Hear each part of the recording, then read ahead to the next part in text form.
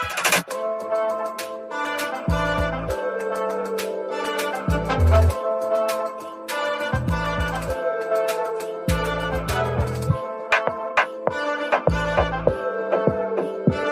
everyone, it's Monique Renewed. Welcome back to another video. So today's video is about how to control your anger. Don't be looking like you don't get angry. I know you get angry sometimes, and maybe you've done some things that you're not so proud of. So have I can admit I'm probably broken a mirror or thrown a thing or two in my rage and anger. Okay, we need to take care of it. If you're new here, don't forget to subscribe down below. I make a faith related videos, teen advice videos, and lifestyle videos. And if you're a returning subscriber, thank you so much for clicking on this video today. And follow me on the gram at Monique Renewed. So anger is actually a result of hostility or rage. It's when you're sensing a situation that is unfair or wrong. There's a such thing as righteous anger according to the Bible. So not all anger is actually bad anger, but it's what we do with our anger that makes it bad. It depends on how you react. Are you reacting maturely? Are you using your anger to resolve the issue that you're angry about? Or are you using your anger to spew your rage and to destroy things and to hurt others and to cause rift in relationships? It depends on how you're using your anger. You can use your anger for good, and that's what we're going to get into with this topic today. Like I always say, our emotions serve as messengers. Think of your emotions as messengers,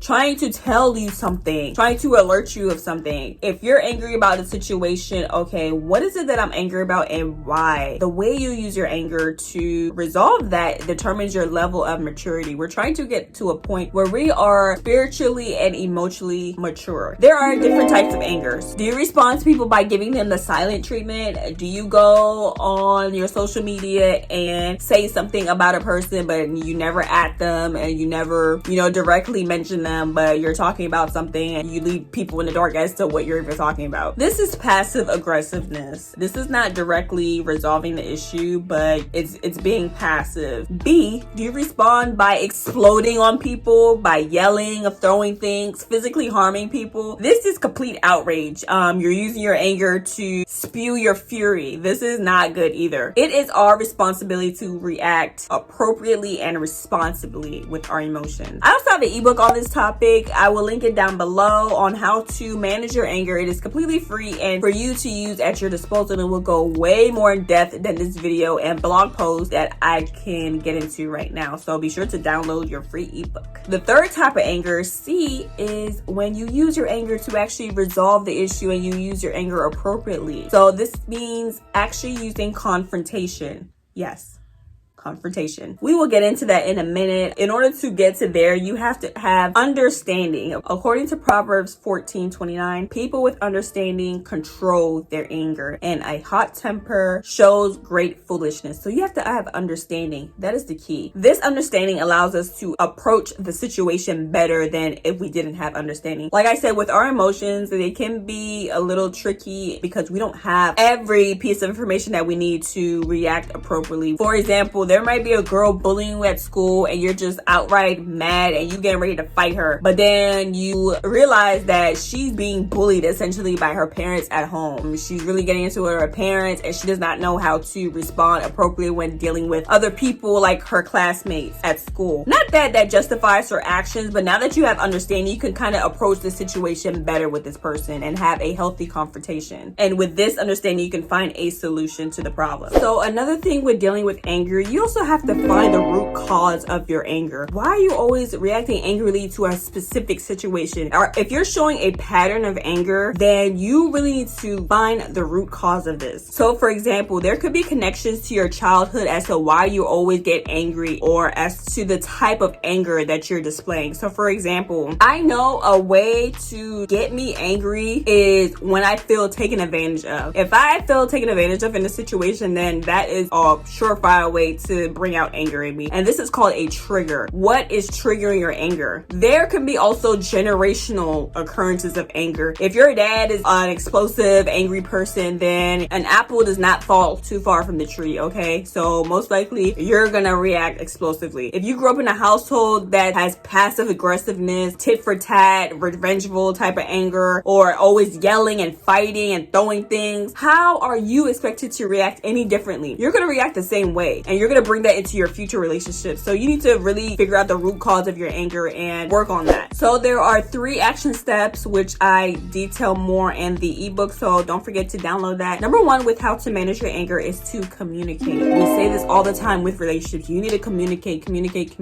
Yes, communicate your anger. The Bible says to hold back your anger, not to hold it in. And that's where a lot of us mess up, is when we hold in our anger for so long. I can't speak for everyone, but when you hold in your anger for so long and suppress your anger, you're going to eventually explode later on down the line, and that's not good. So with that, you need to use proper confrontation. Like I mentioned earlier, you need to confront what is the issue here. What is the real issue here? Why are you really angry? It's not about the actual person that you're angry with, but about the situation that you find yourself to be angered about. So stop ignoring your emotions. You have to deal with it head on and stop burying it beneath your soul, thinking that it's just going to go away. No, it's not going to go away. And when it actually does come out, it's going to be 10 times worse because you waited for so long. The key is to confront and try to resolve that issue in the beginning stages, rather than waiting 10 million years later when the situation is like dead and gone and the person doesn't even know what you're even talking about, and you're looking foolish because it's like you're bringing up stuff from like 5-10 years ago. The person is like, what are you even talking about? I didn't even know that was an issue because you never said anything, you know? So you need to decide if the situation is even important enough for you to even try to confront the person about it. If so, what I want you to do,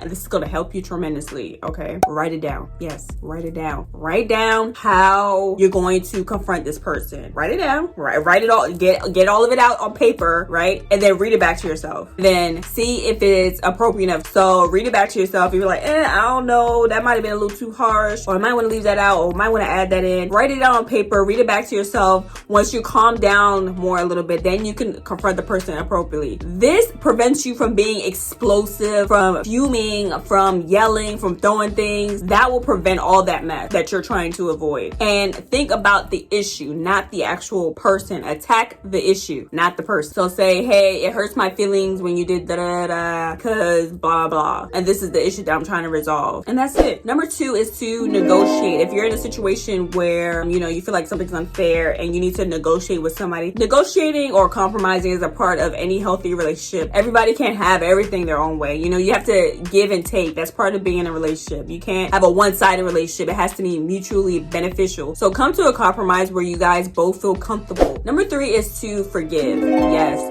forgive, okay? Whether or not the situation worked in your favor or not, you have to forgive that person and move on, move forward. That doesn't mean you completely forget whatever they've done. If you feel like you've been wronged in a situation, forgiving them doesn't mean that they're correct in what they did. If they did do you wrong, it means that you're going to let this person go in your heart. You're not going to hold any ill will against this person, and you're going to move forward with your life without holding them in your heart as if you're holding them accountable for what they did to you, and you're going to keep that forever. No, you have to let it go and move on, because God said he will not forgive you if you don't forgive other people. So you need to forgive that person and move forward with your life. Otherwise, you're always going to be held back by the situation. That's unfair to you, really. So if for some reason that you were not able to come to a resolution in number 2 when you had to negotiate, God said he revenges for him, right? So you have to give it to God and let go of the resentment. Healing takes time and pain goes away over time. So that's not to say you won't feel a certain type of way about the situation. It's not to say that, because you're still human at the end of the day, but you're not going to let it affect your life, affect you from doing anything else in life, because you have to let it go in order for you to move forward, in order for you to be the best person that you truly want to be. You can't be holding on to certain situations like that. So if you're accustomed to dealing with anger in a certain way, being explosive or being passive aggressive, it takes time to break those bad habits. Like they say, it takes 21 days to form a new habit. It's going to take time. It's going to take practice to break those bad habits and to get to a point where you can establish healthy boundaries with people and be be able to confront people appropriately and be able to express how you felt about a situation and take a step forward. But once you do that, then keep doing it. Don't revert back to your old ways. Keep putting that foot forward and commit to that momentum that you got going, okay? The point in life is to always grow into a better version of yourself